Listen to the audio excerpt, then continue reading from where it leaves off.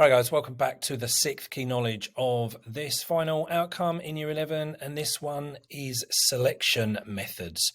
So this flows on nicely from recruitment, which we did in the last video. So you can see here the snapshot of the study design, selection methods such as, and then it lists a whole bunch of them: interview, psychological testing, work testing, online selection, and the advantages and disadvantages of each. So that's what we're going to cover, but I'm actually going to cover a little more broadly than that. But let's start with this. Basically, this is where this whole selection thing, right? This is where you use a range of methods, and those four that it just said in the study design are four that you can use to basically make sure that you find the best candidate or the best applicant from that pool of candidates that you got from your recruitment campaign. Okay, so in the last video, we talked about recruitment. So that's all about finding candidates. So once you have a pile of CVs on your desk or, in the computer, if it's all done electronically, that's where your recruitment ends. You've got your CVs. Now, selection is where you're going to choose the best candidate or candidates, if you need more than one person, from that pile of CVs, essentially.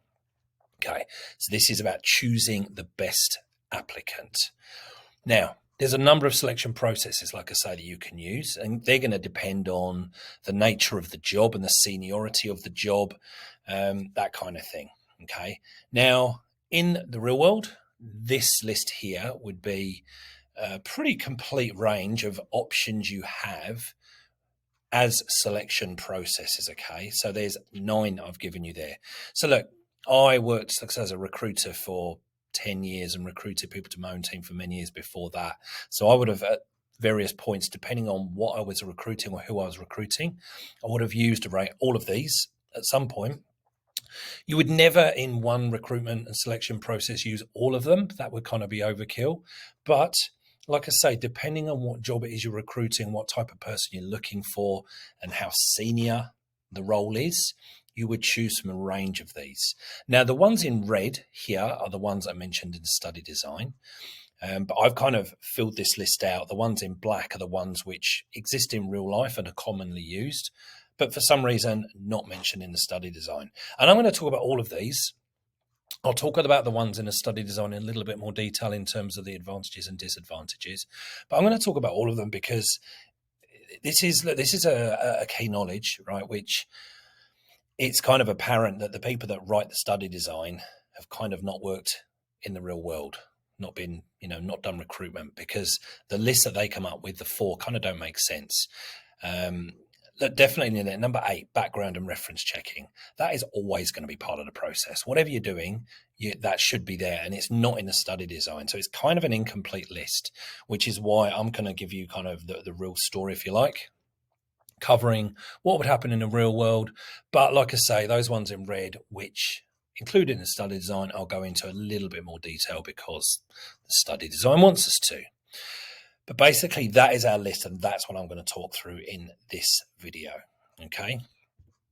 Now, starting off with number 1, receipt of application. Now, this is a really, really important step. Okay. It's just polite. It's good business practice to acknowledge any application made by a job candidate. Okay. That could be in the form of a phone call, a letter, an email, whatever is most appropriate for the job that you're recruiting. Now, look, I recruited a lot of different positions over the years. I recruited probably the, $15 to $20 an hour factory positions. I did that kind of for a little while at the end of my career as a favor to someone I knew. Then I recruited jobs paying up to $400,000 or $500,000 a year as well. Now, when you are recruiting, say, for example, via Seek, a $15 an hour factory job, you put that up and you can have hundreds and hundreds of applicants.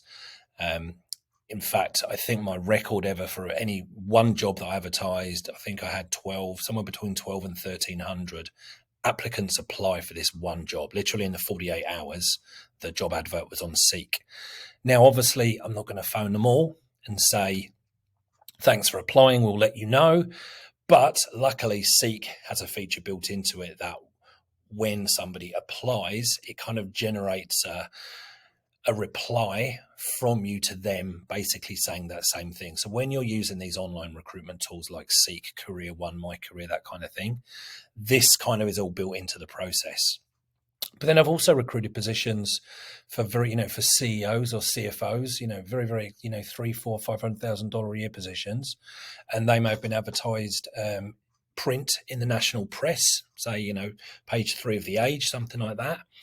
And then you can often only get like a handful of applicants. And because of the seniority of those applicants, it just makes good sense, and it's just polite. It's the right thing to do to actually give them a call, acknowledge you got their application, and, we'll be in touch in due course once we've gone through the process. So hopefully you kind of get what I mean. When I say, why is it good business practice?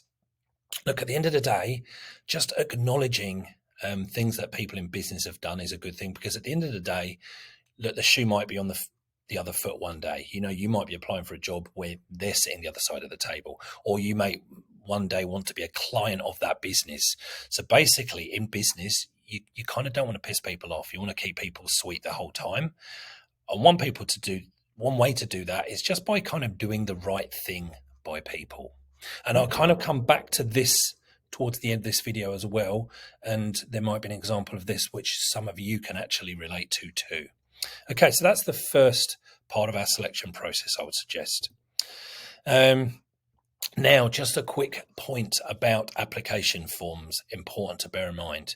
Now, if you create an application form as opposed to just taking CVs, and a lot of big businesses do this, bigger businesses often have a standard application form that you fill out as opposed to just inviting CVs.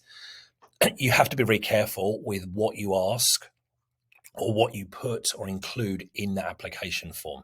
Basically, you're not allowed to breach equal opportunity laws. You're not allowed to ask any questions about marital status, ethnic origin, age, physical attributes, anything like that, except if there are minimum requirements needed for a certain position. So, for example, here's a kind of snapshot of part of Singapore Airlines cabin crew application. Now, if you notice down the bottom of what I've just highlighted, it says height in meters. Now, I've just said that you're not allowed to ask anyone anything about their physical attributes. And in normal way of, going about business, you wouldn't be allowed to ask that question. But of course, cabin crew, there is a kind of a minimum and a maximum height range that you need to kind of be within. A minimum height so that you can reach the overhead lockers, because you often have to put stuff in and out of those. So if you're too short, you're not going to be able to do that. So it's a physical requirement of the job. And at the other end of the scale, more to do with, you could be too big to actually be moving up and down the aisles, which are not particularly wide in an aircraft. So if there is a legit reason for asking for any kind of physical attribute, you can include it. But outside of that, that would actually be illegal to do. So just to be aware of that. Now, second one on our list, initial screening. Okay, this is basically where you trawl through the complete list of applicants to come up with a shortlist. So generally a shortlist will be 4, 5, maybe 6 who are going to progress to the next stage, which usually would be interview. Pretty standard. Doesn't have to be, could be some testing, and we'll talk about these options. And basically all you do is you kind of go through a yes, no, maybe kind of exercise. So I'd have a big pile of CVs. I always prefer to do it hard copy rather than on the screen, but you could do it on the screen. And I would literally look at a CV, and my initial screening would be literally probably not more than 10 seconds. And from that 10-second screen, I would have a pile of, yep, definitely, I want to look at in more detail, definite no's, and then those maybes, I might need to spend a bit more time kind of digging through. Just so you know, and I'm talking about now from the point of view of you applying for jobs, things like spelling mistakes, grammar mistakes, I don't care what the job is, even if it's a factory worker, and it doesn't matter, how good your English is or anything like that. If there's any spelling mistakes, any grammar mistakes or anything obvious like that, you're immediately in the no pile, because that just kind of tells me that, you haven't checked. Anyone can get a CV proofread before they send it out, and that just shows me that you probably haven't got much of attention to detail. So it's not such the issue that you can't spell. It's more that it's more what it says about you as a person. The fact that you would send an application out with a spelling mistake or with grammar mistakes in it, further than your actual ability to spell, if you know what I mean. So you'd be straight in the no pile, and a lot of recruiters would take that kind of approach as well. So just to be aware of that. But generally speaking, you're looking, some predetermined criteria. If this job you need a degree in accounting, obviously you're looking for qualifications. And if they don't have that, again, straight in the no pile. So again, this all depends on the job and what qualifications or what experience, that sort of stuff you're looking for. But that's basically the very simple process. Yes, no, maybe. And then ultimately you kind of keep going through this process until you end up with your 5 or 6 that you want to take further in the process. Interviews, probably the most obvious of all the selection kind of processes that people would be aware of, and definitely one of the most commonly used techniques. So look, this is a chance for the employer and the prospective employee to kind of get together, have a talk, learn more about each other. So it's important to recognize that it's a two-way process. It's not just the employer finding out about you. This is also you as the candidate. It's your chance to find out more about the employer as well. This might be a business you're not particularly familiar with. So this is also your chance to ask questions, and that kind of usually happens at the end of the interview. But your chance to find out about the business as well. And that's really important. Now, it could be over the phone or Zoom, particularly in these kind of COVID days. But ideally, you want to be doing this face-to-face if you can. It's much harder to kind of get a feel for a person if you do it, certainly over the phone, but even via Zoom. It's not the same as being in the same room. Panel or one-to-one. What I'm saying here is basically when you come for your interview, you might be interviewed just by one individual person, or it might be a panel of 2, 3, 4, even 5 people. Again, depending on the job, depending on the seniority. Every teaching position, there's a panel of 3. And for principals, I believe it's a panel of 5. So just be aware, when you're going for interview, you kind of want to know who's going to be interviewing you, because if you're expecting just one person, and you rock up and there's like 3, that could be quite daunting. So it's important for you as the candidate to find out, who's going to be interviewing. Is it going to be a one or is it going to be a panel? And the point for the interviewer here is really, really drill down into the person's experience, expand upon what they've said in their CV, talk about their skills, talk about their history, try and work out their personality as well. So you're kind of really trying to dig down and get to know that person as well as you can. Now, you might even have multiple interviews, okay, especially for more senior roles. For senior roles, it's very unusual just to have a single interview. There's normally going to be two, or maybe even 3, and it might be with progressively more senior people in the business. Google, famously, if you're going to end up working for Google, famously, you're going to end up doing at least 8, 9, 10 interviews before you ultimately get the job. They like to have multiple exposure points with every candidate on the way into the business, just to minimize the risk of making a wrong hire. And the reason for all of this, it can be quite a complex process, just interviews, is just to meet a range of people, not just those who might be more senior to you. Often now it's becoming more popular to actually be interviewed by the people who will ultimately be working for you, so your subordinates. So you might end up being interviewed at one of the stages along the way by the people that you would ultimately be managing. That's not an unusual way to do things these days. Now, the good stuff. So basically the advantages of interviews, okay? Gives a really good insight into the candidate's personality and also their motivation for wanting to do the role, because that's also important to think about. You don't want them to take the role and then keep, applying for their dream role, because this role that, with you is not the dream role, and they're just kind of doing it because there's nothing else to do. And so they'll take your job and then they'll keep applying for the one they really want. And then when they get that, they kind of leave you in the lurch. So it's actually important to think about a candidate's motivation. Like I said before, the chance to both interviewer and interviewee to find out a lot about each other. And the more you can find out, the better. Behavioral questions. This is really important to bear in mind. This is kind of how interviews, I was going to say, not the new way of doing it, because this has been happening probably now for 15, 20 years. But behavioral questions are often used to make an assessment if the candidate is going to be suitable for the job. And what we mean by behavioral questions is, rather than saying, for example, how would you deal with, an irate customer coming up to you and screaming at you in the store? Instead of saying that, you say, how have you dealt with an irate customer, screaming with you in the store? So the idea is behavioral interviewing. You're asking questions based on what the candidate has actually done in the past, as opposed to what they would do in a theoretical situation.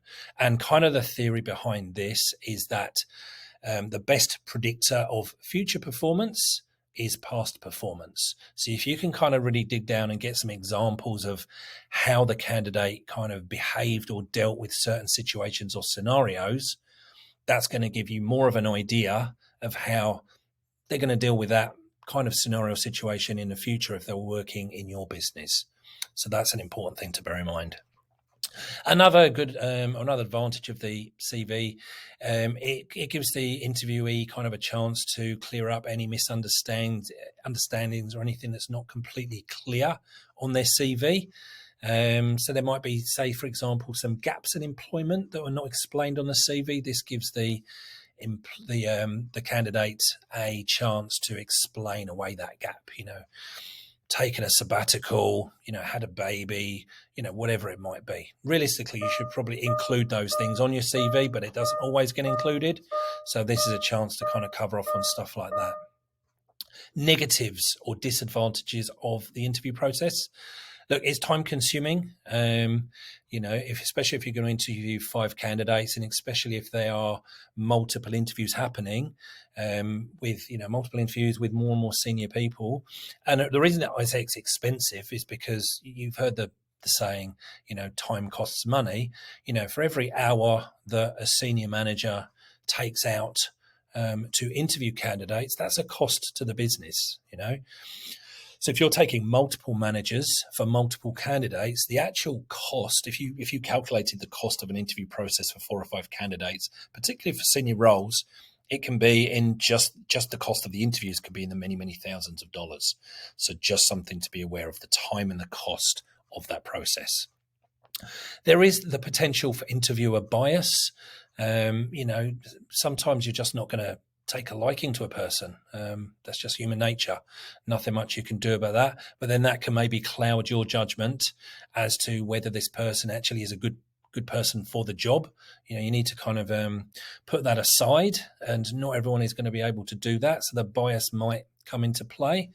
Of course, candidates might be dishonest. They could be sitting there in front of you and completely lying.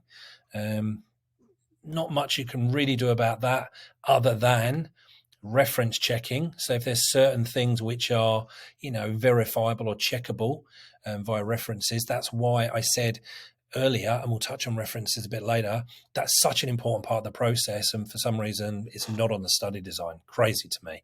But there is a chance to get around that. You can check some of what the candidate has told you with their referees. The other thing with interviews is actually only effective if the interviewer or interviewers have actually been trained in how to interview effectively, especially when you're talking about going down the behavioral interviewing route, because that's very much a certain technique. And the reality is, in the business world, this is often not the case. You have a manager who's recruiting for their team. They've never had any training in interviewing. They're just kind of winging it themselves. And it can actually be pretty nerve-wracking for that manager as well, because, this is not a scenario they're familiar with. They're not really sure what they should be doing. But the reality is that a lot of people out in the business world that do the hiring, do the recruiting, do the interviewing, actually have not had training in it. And if you've not had training in something, how could you expect them to, end up with the right result? Kind of doesn't make sense, but it's what happens. The final thing is, look, some people just don't perform well in interview situations. I guess, in the same way at school, and some of you might be this way, you're really good with all your homework and your classwork and your assignments, but when it comes down to an exam or an exam style sack, you just kind of freeze. And you're just not one of these people that just deals well with that kind of a situation. Same with interviews, you might be the ideal person for the job, absolutely shoo-in for the job, but you're just one of these people who in an interview situation just kind of freezes up. You're not yourself, you're not natural, and you can come across as, maybe being a bit cold, a bit kind of closed off, and just not giving the best version of yourself. And of course, that if that's you, interview is really not a great selection method, to be using, for you to go through to get the job. Which I guess, is to touch on here is why for really key jobs and for more senior jobs in particular, we don't tend to just do one of these selection processes. We tend to do a range because hopefully, the right candidate is going to shine through at some point in the process. So this is why, you wouldn't just do an interview for a lot of roles. Obviously, for more junior roles, you need lots of people, might be good enough, but just bear in mind to get around. There's always, these negatives. There's get arounds, and one of the get arounds for the negative of people not performing is using a range of selection techniques so that you allow those people to shine who just are not interview people. Online selection. An online process which might be used to screen even before interviews take place. This is actually a really good, a quick way to screen out a large number of candidates who might be unsuitable before you even get to the process of, looking at resumes or interviewing, anything like that. So this is a really good way to save time and money in the whole recruitment and selection process. Government departments and large businesses often do this. So sometimes if you apply for a position in a large job, you'll go onto their website and you go into this online system, and you answer some questions, and that's going to screen out people who are clearly, for whatever reason might be, not suitable right off the bat. So it kind of doesn't even get to you, the person that's actually involved in the recruitment and selection process. So that's actually a pretty decent way to do it. The advantages here, obviously, it's possible to process a really large number of candidates really quickly and cheaply because it's all automated. You don't have to actually do anything when the application comes in. The system will take care of that for you. We have the ability to kind of deal with a wide range of candidates, which is kind of helpful. And it can also make this early candidate comparison and that initial screening process, like I say, I would have done maybe by just going through the yes, no, maybes with the CVs. It kind of speeds that whole process up and makes that process kind of much easier. Not so good. Look, candidates might not be honest in their responses. So, you're relying on people to put honest stuff in the system. So people might slip through the net who probably shouldn't. Look, it might be difficult for some candidates to actually demonstrate the strengths that they could bring to the business through some kind of standardized online form. That certainly could be true. And the other thing, this can also lead to too large a pool of candidates. Again, you don't want to be dealing with hundreds and hundreds of candidates. So again, you kind of get around that by just designing the questions in the right way so that it screens out as accurately as possible. Now, psychological testing, and I've put aptitude testing, they kind of can go hand in hand. So these tests are carried out by qualified organizational psychologists. And basically what this does, it kind of gives a bit of a scientific edge to the whole process, okay? And what they're all about is assessing a person's potential to perform in a particular job role, okay? Now, these tests are designed to measure intelligence, ability to think conceptually, to problem solve, and sometimes even to provide some kind of an insight into the candidate's personality and kind of style of working. So lots of different tests, and the organizational psychologist would obviously work with the business to see what it is they're really looking for, and a test would be designed to be as accurate as possible and to be used for that particular role, that particular business. Now, this is something that is becoming more and more common. There's also personality tests, the most popular being something called the Myers-Briggs model. If you Googled the Myers-Briggs, you could find out about this. And basically, you go through a process, you answer some questions, and you end up basically being classified as either an introvert or an extrovert, either a person that kind of works off senses or is intuitive, someone is either more thinking or more feeling, and someone is either more judgmental or more perceptive. And the idea is, then it also provide a bit of a report on the person, and it actually gives a really, really good insight into the personality of the person. Like, I've gone through this process a couple of times on my way into various businesses. When I first moved to Australia, the first time I did this, when I was recruited from the UK to come work in Melbourne, I did a psychological test, and actually I got to see the report that was produced off the back of this. And literally, I just sat there and answered, multiple choice questions for about half an hour. And the report that it produces, several paragraphs about you, is staggeringly accurate. Quite amazing. So very, very clever. A lot of science involved. But yeah, the idea of these tests, they can give a really, really very accurate picture of the candidate and give you a lot more information to go on, which sits alongside what you're going to get out of an interview and the other things you're doing. But it's a really, really good source of information on people. So the advantages of doing this, this can provide insights that interviews and the other selection processes you're going to use are just not going to give you, okay, around whether the person is going to be suited, not just to the job, but to the team as well.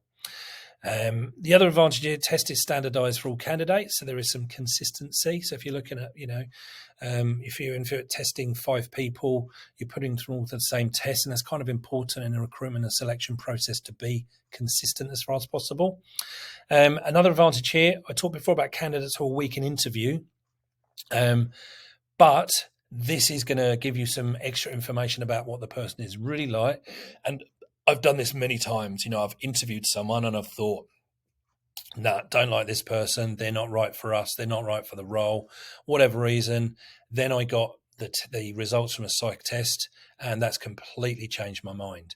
And I've brought them into the team. We've made the hire, brought them into the team, and they've turned out to be the best person for the team ever. And if I'd have just been going on for my perception of them in the interview, that would not have been the case. So that's really, really important.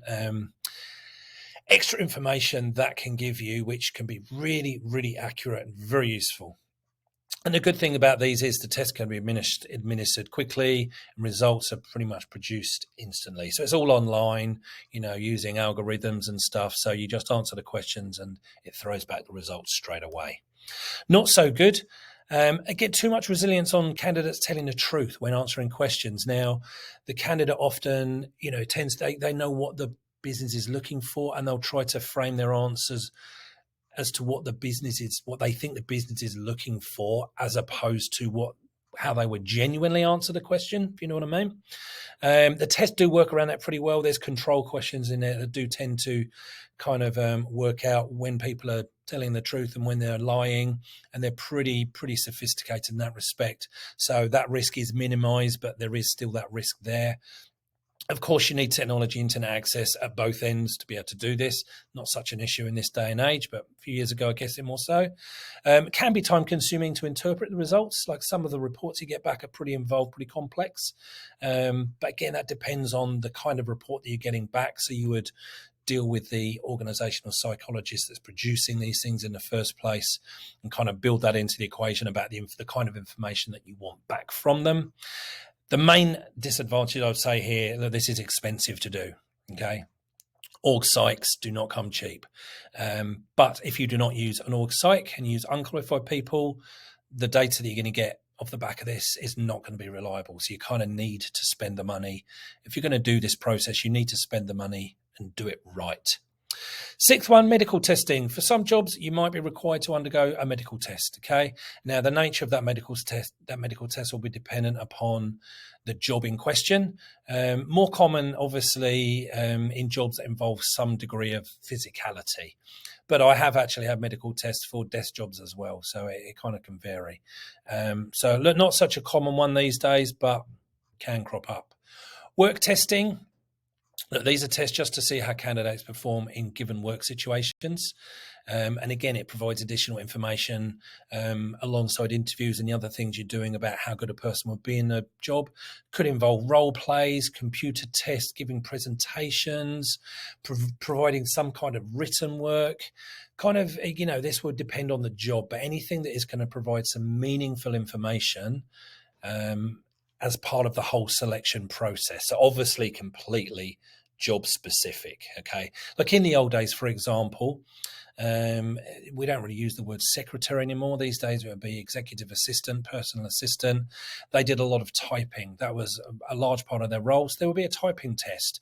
And, you might need to reach a certain speed. I don't know, 50 words per minute, 60 words per minute, something like that to kind of get the job. So part of the process for that kind of a role would have been literally a typing test. So there will be a pretty simple example of what I'm talking about. The advantages of work testing. And again, I'm talking about the advantages here because these are the ones mentioned on study design. So I'm only going into the advantages and disadvantages for those ones mentioned in the study design. Creates an opportunity to see the candidate in action.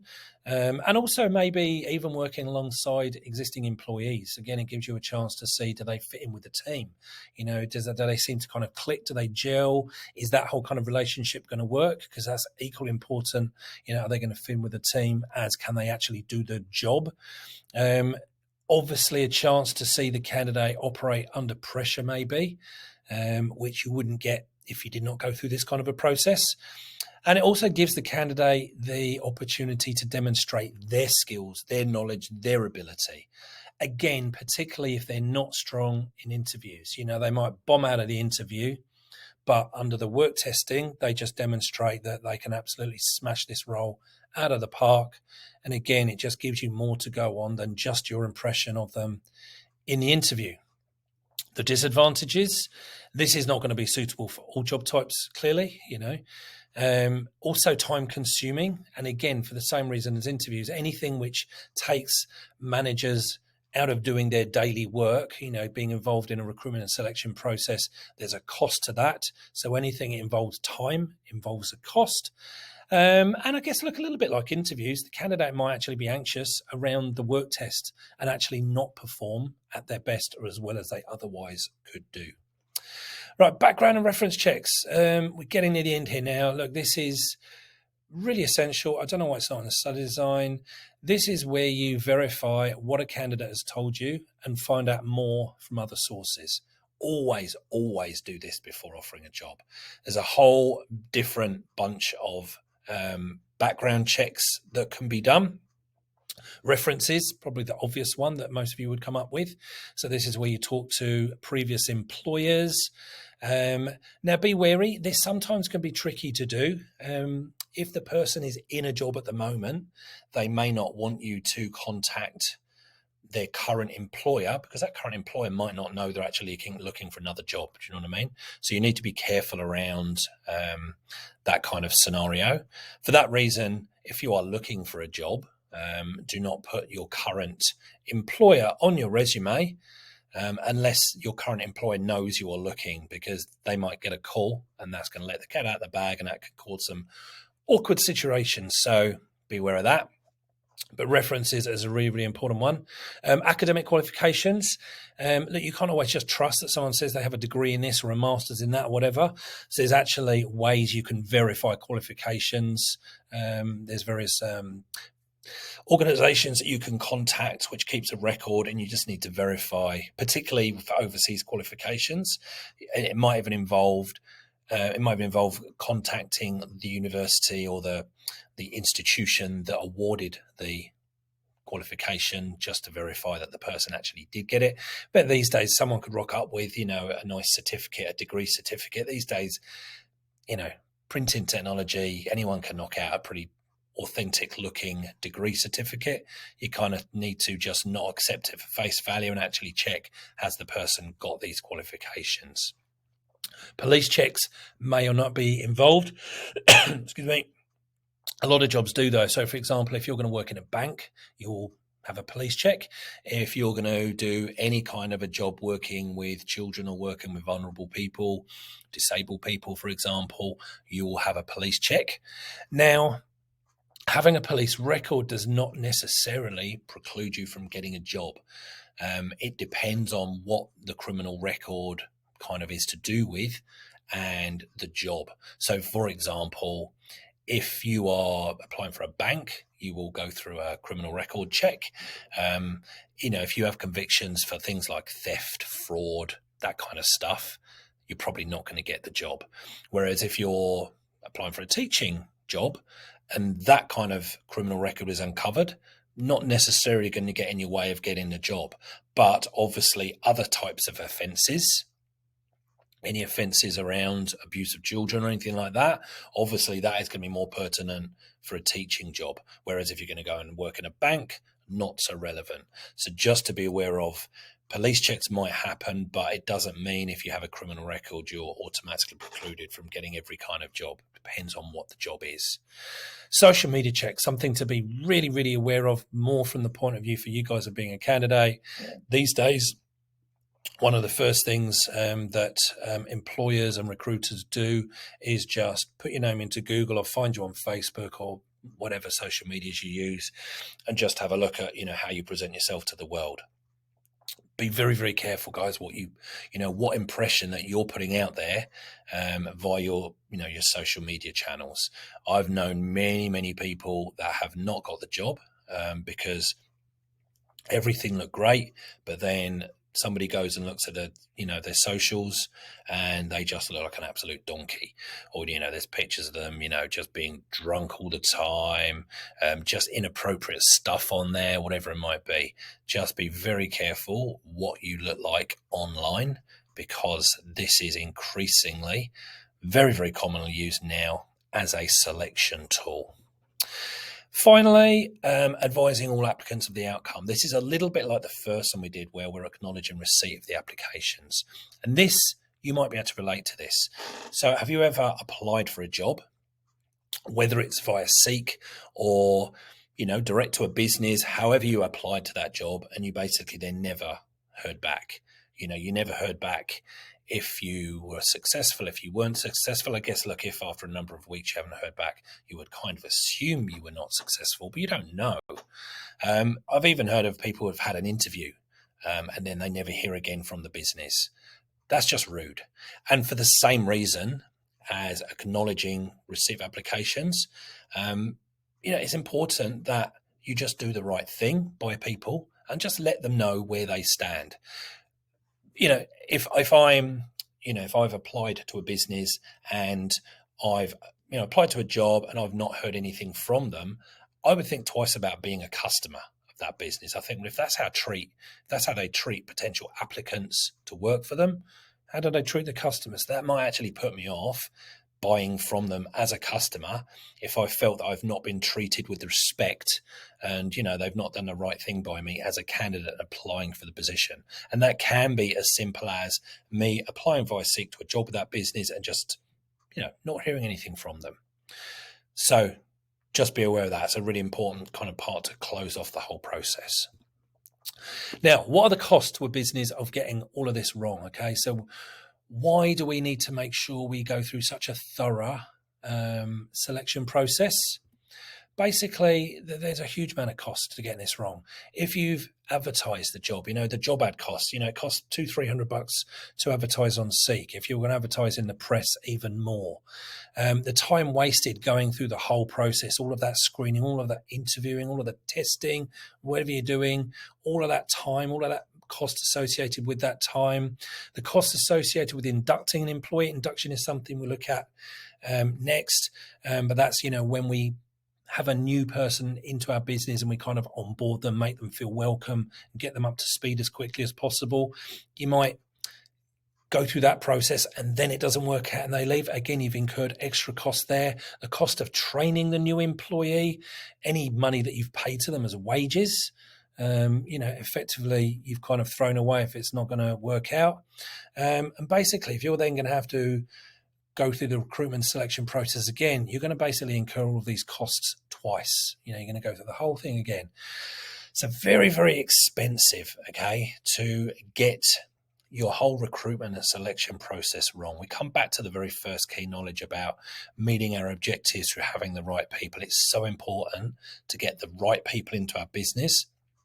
And the way that we can make sure we do that is by having really strong recruitment and selection processes to make sure, or you're never going to be 100%, but as close as possible to mitigate the risk of a wrong hire. That is all there is to that one, guys. Make sure you've got some really solid notes for all of that. Probably the biggest key knowledge out of the entire outcome, and a lot of the SAC will be based on these selection processes. So important that you understand all of those different bits I've just talked about. But for now, we'll leave it there and I'll see you in the next video.